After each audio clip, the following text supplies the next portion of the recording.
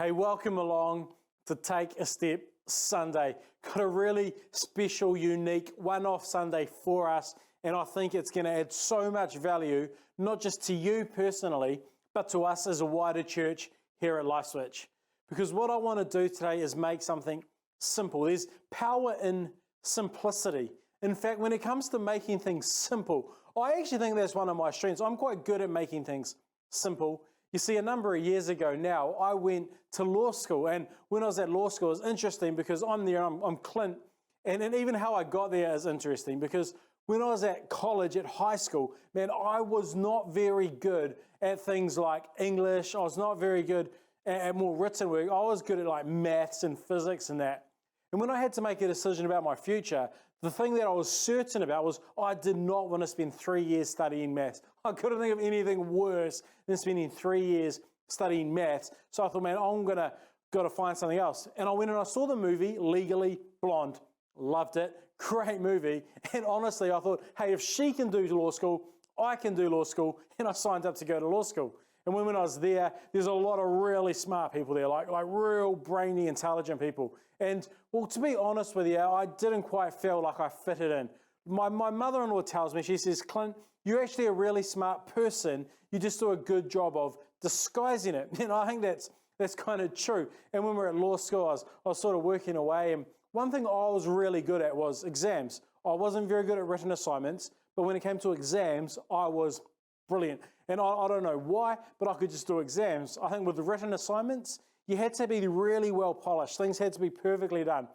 With an exam, it was about getting the content out quickly, and I could do that. So I did quite well when I was studying. I got through my exams. In fact, some of the people that were there, they're so smart, and a lot of their identity is caught up in the grades that they can get. And one of my favorite things to do was after exams, I'd be like, Clint, what grade did you get?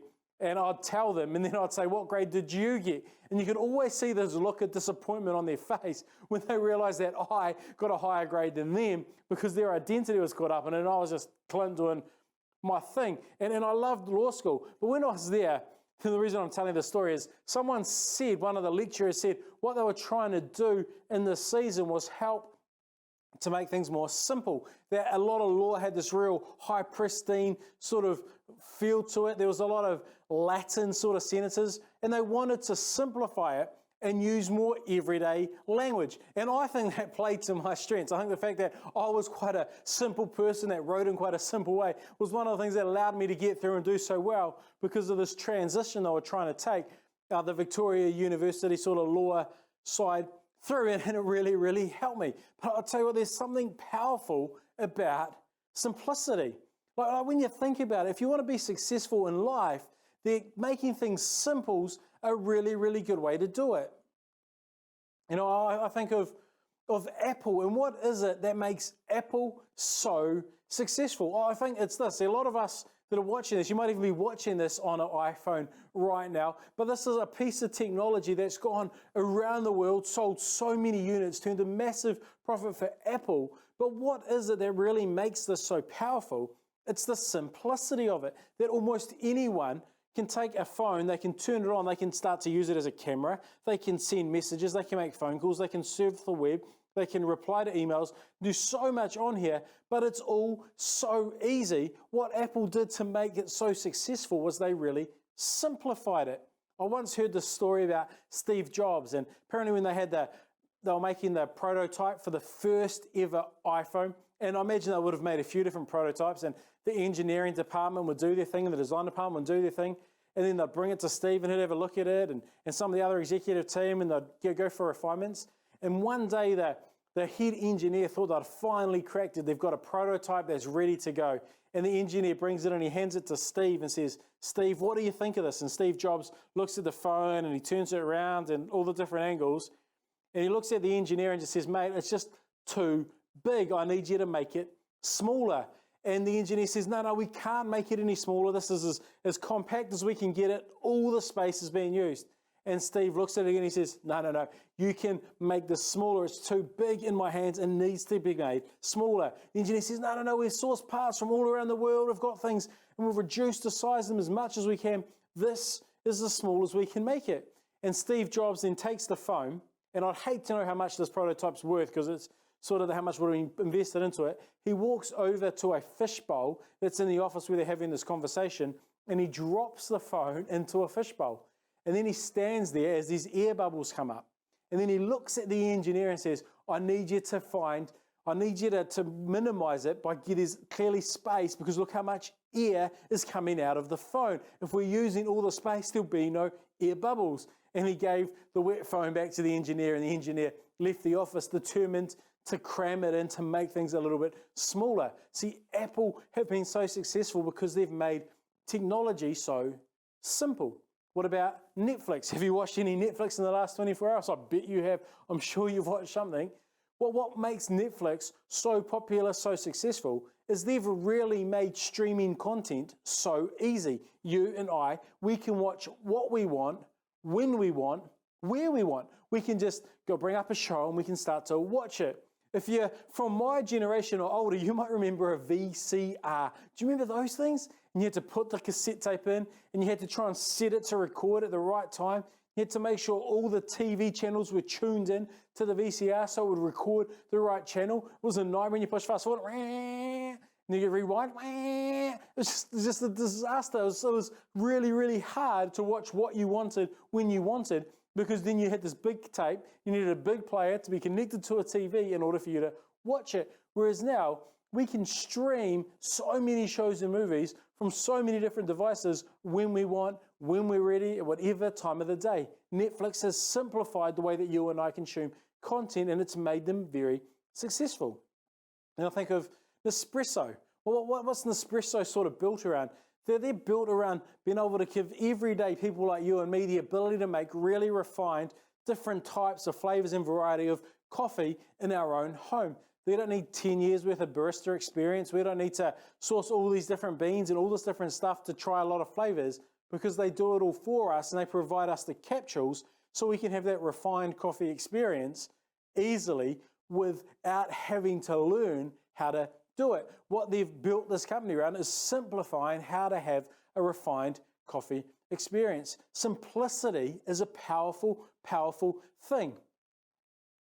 And when it comes to our spiritual growth, when it comes to our spiritual maturity, a lot of people make it so complex and so difficult. Yet what we saw when Jesus came to earth was he actually took the religious system of the day and he simplified it right back. It's remarkable. You see, before Jesus came, they had the law, and there were so many laws. But what the Pharisees and the teachers of the law did, they would make laws on top of laws, so it was really hard to break the actual law, because you'd have to break a law in order to break that law.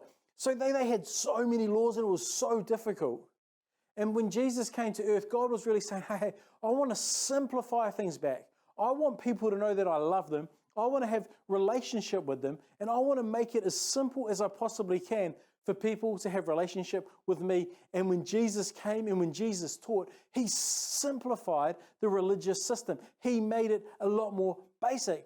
And what seems to have happened for 2,000 years since then is people have tried to do all they can to make it complex again, but it doesn't have to be that way. And that's why we've called this Take a Step, because the easiest thing when it comes to your spiritual growth and my spiritual growth is all we need to do is take a step. So when Jesus came and he was hanging out with his initial followers and the first people were around, when Jesus asked them to come on this adventure of life with him, he didn't overly complicate it. In fact, he said two words time and time again that were so powerful, that are so memorable, and yet are so meaningful. Jesus simply said this. He simply said, follow me. Let's have a look at a few examples real quickly of Jesus calling some of these disciples and saying, follow me. The first one is Peter and Andrew. What happened? Peter and Andrew were out fishing. Jesus was walking beside the sea. He saw these two brothers there. They were casting a net into the lake because they were fishermen. And Jesus said, come, follow me. And then he said, and I'll send you out to be fishers of men, no longer just fishers of fish. At once, these two, they left their nets and they followed Jesus. He invited them to follow me. We see it again with two other brothers, James and John. Again, they were fishing. Jesus called to them, and immediately they too left their boat and their father, and they followed him. Why would say that they followed him? Probably because Jesus said to them, will you come and follow me? We see the pattern continue when Jesus calls Matthew. One day Matthew's sitting there in his tax collector's booth, and Jesus walks past, and Jesus looks at him, and he says, hey, follow me. That's it. That simple. Matthew got up, and he followed him. Another example from another disciple, Philip. The next day, Jesus decided to leave for Galilee. Finding Philip, he said to him, follow me. It's that simple. That's how Jesus pulled in his first disciples. He didn't say take a test. He didn't say you have to do all of these things right. You don't have to check all of these boxes. You don't have to be, everything has to be in order. He said, no, what I want you to do is follow me. And what Jesus says to you and what Jesus says to me today is I want you to follow me.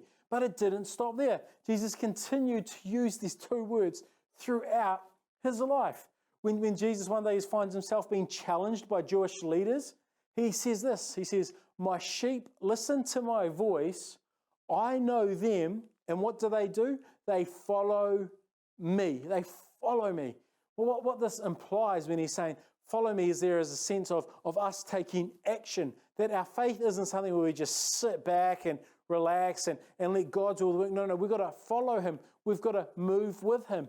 When he goes, we go. When he steps, we steps. If he goes that way, we go that way. When he changes direction, we change direction too. If we're going to follow him, there's a level of proactive movement on our behalf. We don't just sit there and watch him and observe him. No. What we're going to do is we're going to follow him. We're going to move with him. Another time, Jesus is talking to his disciples, and he says, anyone who wants to serve me must what? They must follow me, because my servants must be where I am. And so, again, Jesus is saying, if you want to be my servant, what you need to do is follow me. And he invites us into this relationship to simply follow him. So let me give you two more quick examples just to drive this home, because this is what Jesus continued to teach. In Luke 9, and again, if you've been around Christianity for a while, you've probably heard this verse before where Jesus says, whoever wants to be my disciple must deny themselves and take up their cross daily. And then he adds these words, and follow me. He was saying, I want you to follow me. I don't want you just to pick up a cross. I don't want you to just to carry this burden to pick up what I want you to pick, but I want you to follow me. And then the last example happens after Jesus has actually been crucified. He's been resurrected, and he's sitting there and he's re-engaging with his disciples. And what this encounter is when Jesus gets back and re-engages with Peter. Now, Peter was Jesus's, one of the closest disciples.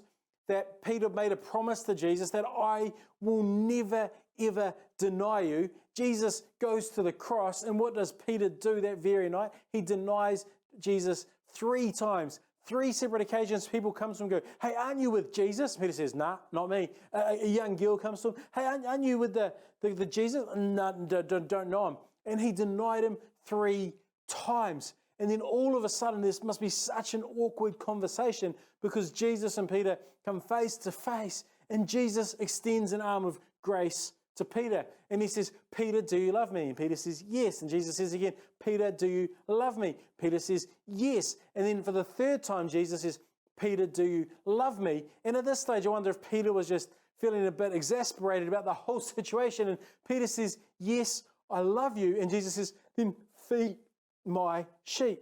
Feed my sheep. And he continues and he tells him a few more things. He says, I tell you the truth, when you were young, and he sort of lets Peter know that he's going to face a pretty horrific death coming up. And then he finishes this by saying, follow me. So throughout Jesus' time on earth, he's consistently inviting people to follow me. And I'll tell you what, when it comes to our faith, what I want to encourage you to do is keep it simple and just remind yourself that all we have to do is follow Jesus. That's the invitation he gave to his early disciples, and that's the invitation that he gives to us today. So let's just talk for a moment about what does it mean to follow Jesus. When I think of following someone, the first picture that often comes to my mind is a policeman pursuing a criminal, or maybe one of those car chases where the car's zooming out of traffic and the police are tailing it, following it. But I tell you what, that's a wrong picture when it comes to us pursuing Jesus, when it comes to us following him. And the reason for that is when a police are pursuing a criminal, the criminal generally doesn't want to get caught. That's why the police is having to chase them, and then the criminal's dodging. See, when it comes to us following Jesus, Jesus wants us to follow him. He's not going to make it hard for us. He's not going to encourage us to follow him, then quickly hide, and then laugh at us while we're trying to look for him, and then we go, ha ha, I'm here, and then repeat the thing over and over. I think he really wants us to follow him. So if we're going to follow him, what are some real sort of simple thoughts that will help us when we think about following Jesus? I think the best way to follow him is to do this, is to keep our eyes on Jesus. You see, when we keep our eye on Jesus, when we're focused on him, we're going to be able to follow him. It's very hard to follow someone when you're not looking at them, when you're not focused on them. If you've been following a friend and you're driving, they say, hey, just follow me, you can get to their house, and you're following them, and all of a sudden you look out the window and you might see a really nice view, a nice, beautiful, I don't know, you might be going along and see the ocean and it looks incredible, or someone else in the car says, hey, look into the paddock, look at all those sheep, there's some baby lambs, check them out. Or you start fiddling with the radio trying to get the right station, and you're taking your eyes off the car that you're following, even though they want you to be following them. As soon as you lose focus to them, it can be really, really hard to find them again. Because if they've shot off around a corner or gone somewhere else, you're stuck. And Jesus says, hey, I want you to follow me. What we want to do is we want to keep our eyes on Jesus. I love the way the author of Hebrews put it. When the author of Hebrews says, fix your eyes upon Jesus, the author and the perfecter of our faith. We've got to fix our eyes on him. You might be watching this, and you might be going, well, what does it mean? How do I fix my eyes on Jesus? I can't see Jesus. He's not there. What does it mean, Clint, to follow him? I'll tell you what it means. It means to have your focus on Jesus. We're going to be focused on what Jesus wants. We're going to keep him in our mindset. One of the incredible promises we've got is that God is always with us. The Holy Spirit is always with us, that everywhere we go, God is with us. And God cares about every part of our day. See, when we get up in the morning, God is right there with us. And he cares about what we're doing and how we're engaging maybe with our family as we're eating breakfast, as we maybe go along to work and we go into that meeting. Hey, Jesus cares about how we engage with and how we talk and how we connect with the people that are in that room and how we conduct ourselves. Then we might go sit down, or we might have to do a whole lot of work on our own and working towards a project. You know what? God cares about the work you're doing on that project. Then you might have to make a few phone calls. He cares about the people that you're speaking to. Then maybe your day continues with more meetings and more times of catching up with different people. Hey, God cares about all of those things. And then when you get home at night, God cares about how you engage with your partner or your spouse, maybe with your kids. He cares. He's there and he cares. When maybe you ring your elderly parents who live in another part of the country maybe. He cares about all of that stuff. He cares about you when you're going to the gym and you're doing your training, when you're part of that sports team or you're out on your mountain bike. He cares and he is there. But what we've got to do is we've got to remind ourselves that he's there. We want to keep our focus on him. I think one of the things that I struggle with the most in terms of my faith is I find it really easy to, in the morning, read my Bible and to pray. But I find it really easy to put a tick in that box and then get on with my day and not slow down throughout my day to remember, hey, that God is with me. And when I'm at my best, when I'm really living my life well and I'm really seeing God at work, is in those times when I am disciplined enough, because for me it's a discipline, to remember before I go into the meeting, just take a quick 3 seconds, pray. Hey, God, I know you're with me. Can you guide me in this meeting? Can you help me to really see what people are feeling, to help give me the wisdom to do the right thing in here? Well, man, God, as I go and meet with this person, I just really pray for your hand, the blessing upon them. God, can you please use my time with them to encourage them as much as I possibly can? And when I'm doing that sort of thing and engaging God, or sometimes when I'm walking home, God, I've had a long day and you know that I'm tired and you know that I might be a bit frustrated, but then can you help me bring my best when I get home with my family tonight? Can you help me to be the best dad and the best husband that I can be, because, man, they deserve that? That when I pray those prayers, I am living a better life and I end up doing better things because my focus is on Jesus. So what we're going to do, we're going to focus our eyes on Jesus. And secondly, what we're going to do is we're going to focus on our next step. See, when you're following someone, the most important thing you can actually do is not try and predict where they're going to go, because that's when you end up so far away from them, because you think they're going to go left, so you go left, but they go right, and all of a sudden you're out here and they're out there, and you've lost them. But if I just focus on where they're going next, okay, they're going straight, okay, they're turning left, okay, they're turning right, okay, they're going to go straight, they've gone straight through that intersection. When I just focus on my next step, on what's coming up right now, I can ensure that I continue to follow them. When it comes to our faith, one of the most powerful things we can do is just to simply focus on that next step, to let that really be the thing that guides us, and that to be the thing that really leads us. I love how Paul talks about this in Galatians, where he says we need to walk in step with the Spirit. And Anna touched on this so well last week, that we need to walk in step with the Spirit. How do you do that? One step at a time. Left foot, right foot, left foot, right foot, left foot, right foot, and just keep going like that. That we just got to take a single step. If we focus on the next step and our eyes are focused on Jesus, we're always going to be able to continue to follow him. And then thirdly, we've just got to make sure we don't let anything get in the way. See, it's so easy for us to let something get in the way of our relationship with God. And for most of us, it's not necessarily letting bad things get in the way, because I know you're a smart person. You're not going to go and do something really, really stupid. You're better than that. But what we can often do is we can let really good things get in the way.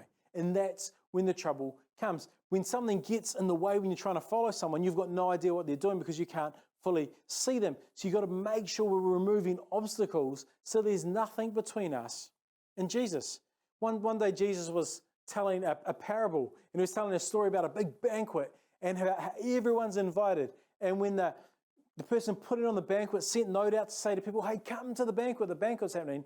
3 excuses Jesus pointed out in this banquet. And the first person said, well, I've just brought a plot of land and I've need to go and see my land. And there's nothing wrong with buying a plot of land. In fact, one of the best things for a lot of people they can be doing is saving up money so they can buy a plot of land, so they can buy a house in order to build wealth. So there's something really good about that to provide security for family.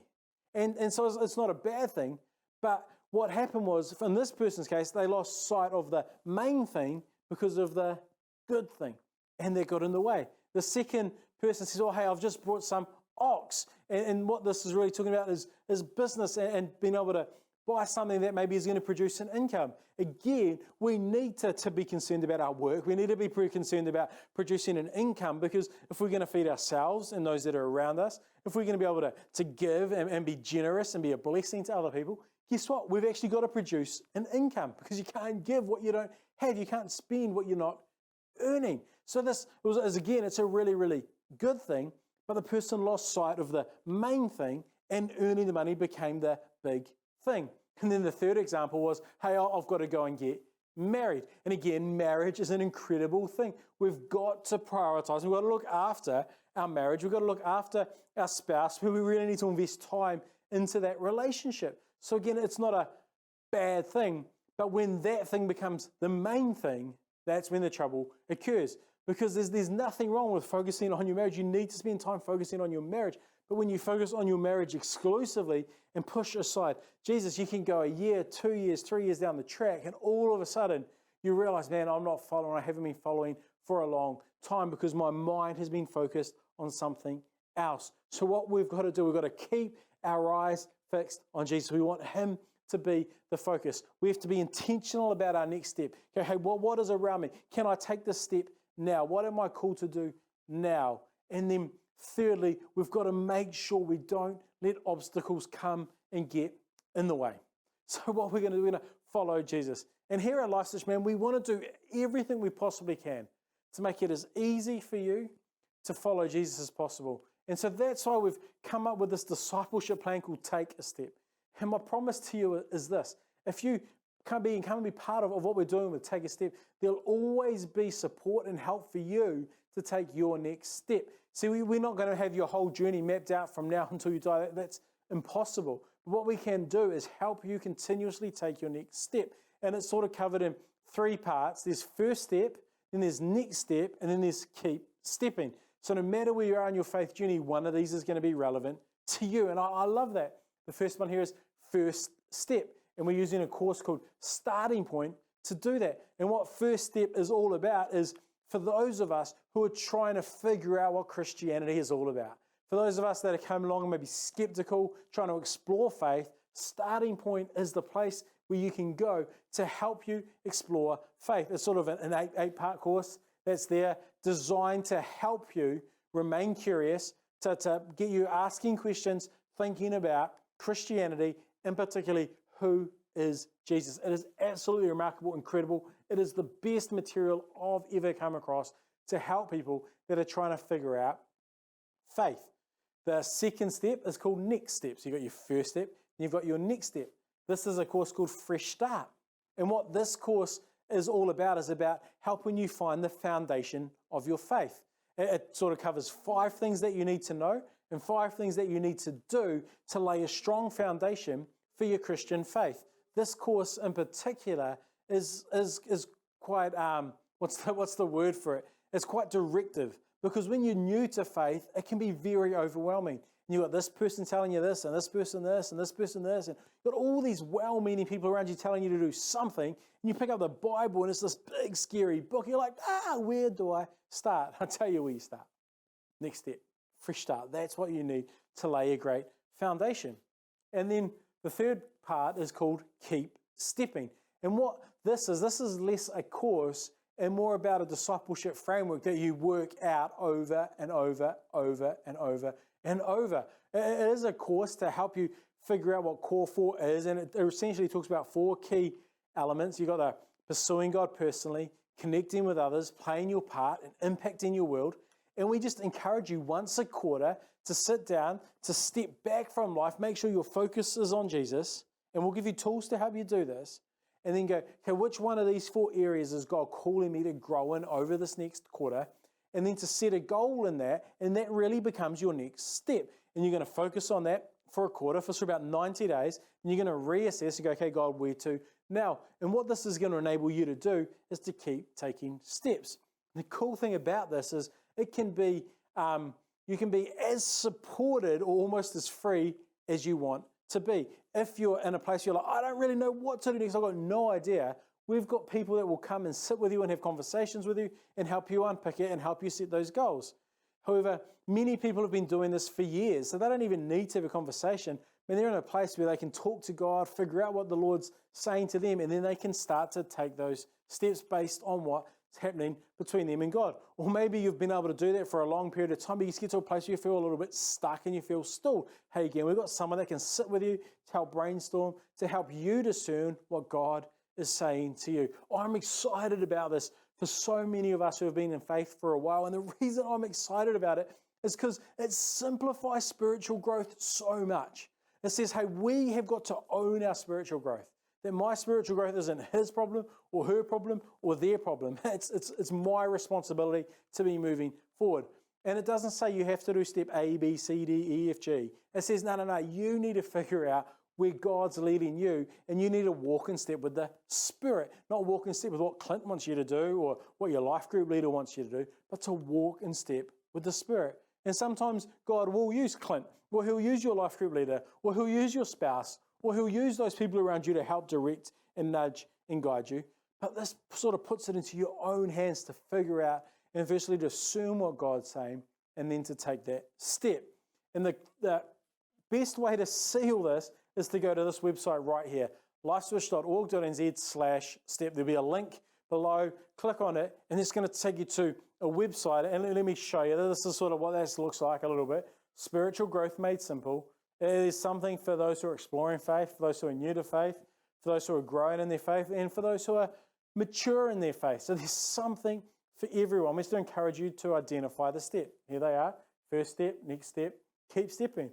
A little bit about each one there so you can figure out which one's right for you. But what I don't know is no matter where you are on your journey, one of these 3 is right for you right now. So I'm going to encourage you to go to the website, identify which one. If you click the Learn More button, you'll again go through to another site that's a bit more for that. Let's go to the Starting Point one. What starting point? Hey, starting point, it's the safest way to explore faith. It's safe because you can do it at your pace, at your own place, and there's absolutely no pressure. All you have to do is click get started and you're away. If you go through the website, you'll see some more text designed to help you understand why faith's too important, so just ignore it. So don't be left wondering, uncertain, or unsure. You can find certainty when it comes to faith without the discomfort of going to a place you've never been, or the fear of talking with people that you've never met, or the threat of being put on a spot. And we sort of just go through this to try and bring people and encourage them to look into faith for themselves. In fact, if you've been around LifeSwitch for a while and you're a person that's got a lot of faith, here's something I want to give you.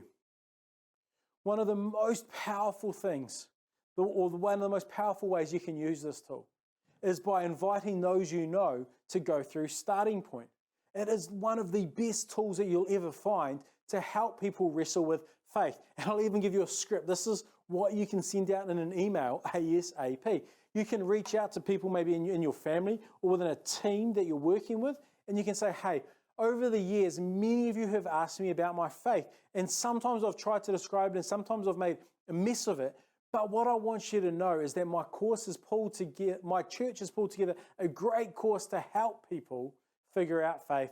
And it would mean a lot to me if you would have a look at it. All you have to do is go to this link, put the link in, and you'll be able to sign up and work through the course. No one will know what's going on. You can just work your way through this course. And if you've got any questions at any stage, please let me know. Really simple, powerful tool that you and I can both use to reach out to the people that are around us and to help us impact our world and help other people maybe explore and find faith.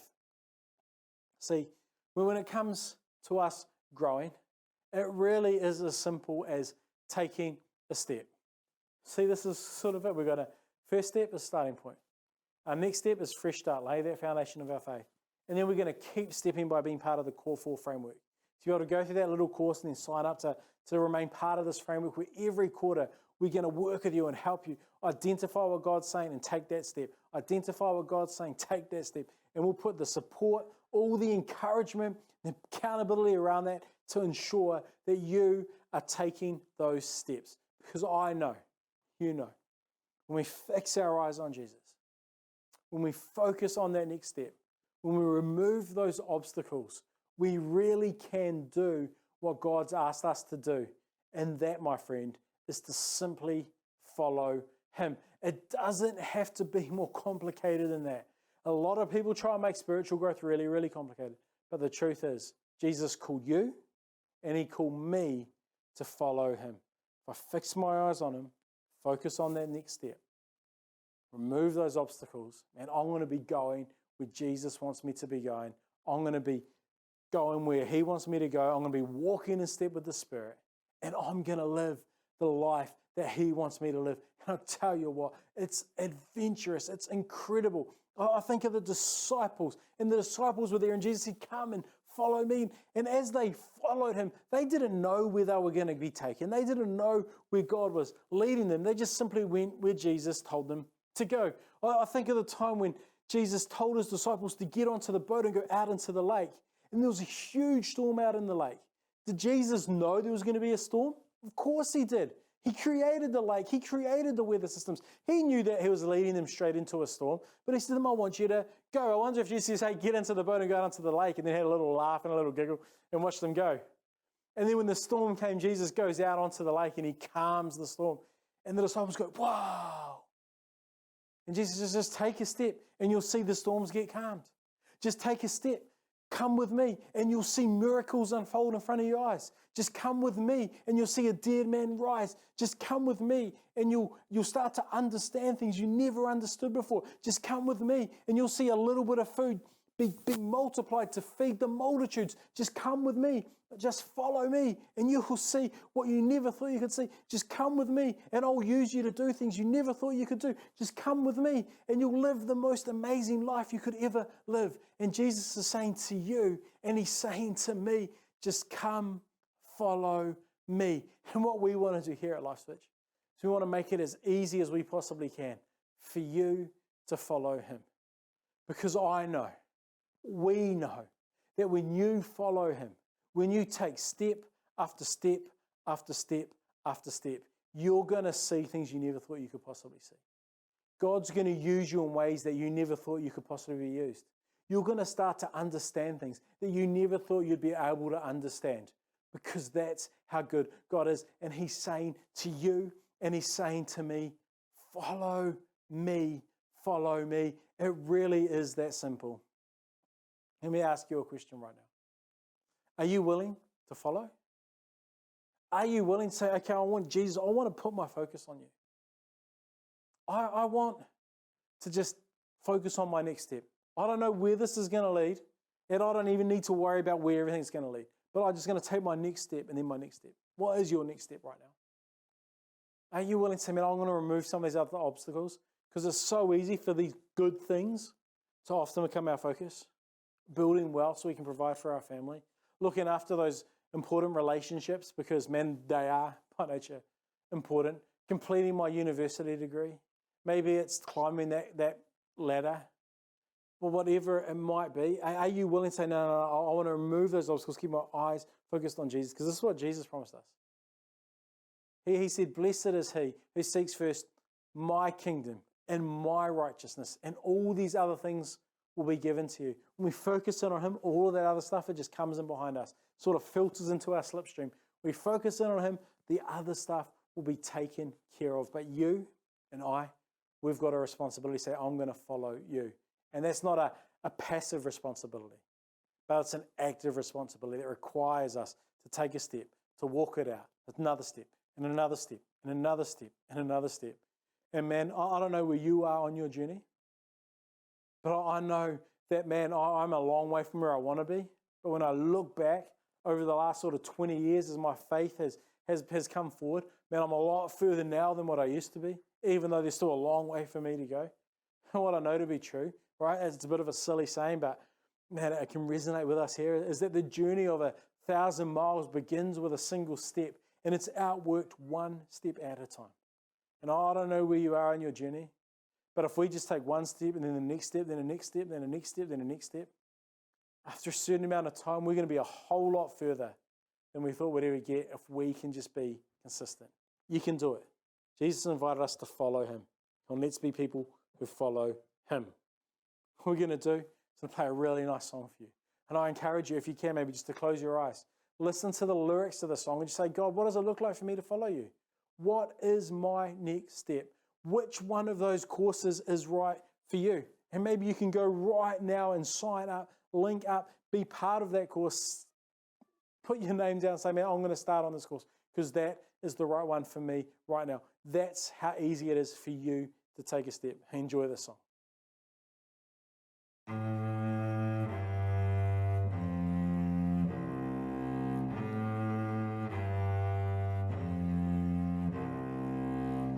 Come alive, come alive, come alive, dry bones.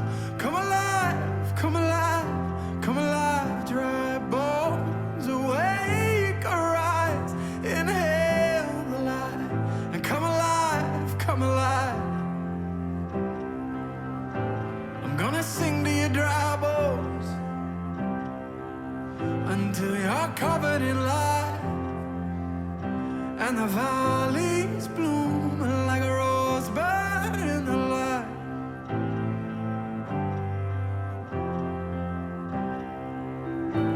Hear the call to attention, feel the change in the air, for the ground is dry, but the clouds are overhead. Oh, I'ma sing it again. Come alive, come alive, come alive, dry bones. Come alive, come alive, come alive, dry bones. Awake, arise, inhale the light, and come alive, come alive. Are you waiting on heaven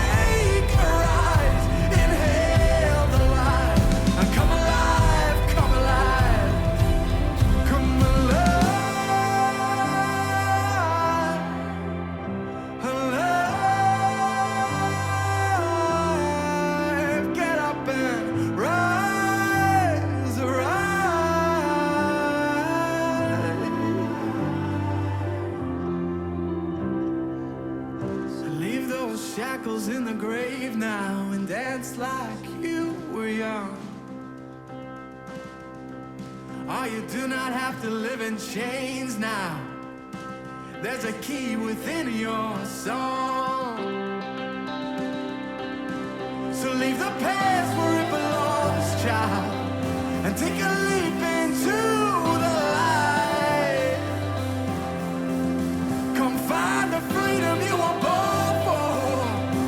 I'm gonna tell that soul to rise, arise, arise, arise.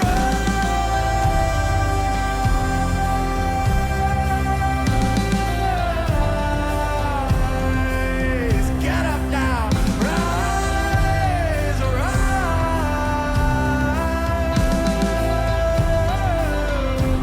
And I will sing it again. Come alive, come alive, come alive, dry bones. Come alive, come alive, come alive, dry bones. Awake, arise, inhale the light. Come alive, come alive. Come alive, come alive. Come alive, you come alive. Get up and rise. Oh, get up now, rise. Oh, get up now and rise.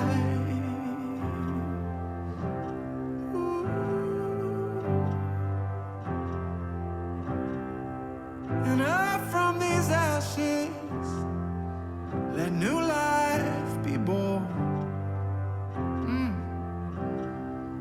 And up from these ashes, we'll see flesh on the bone.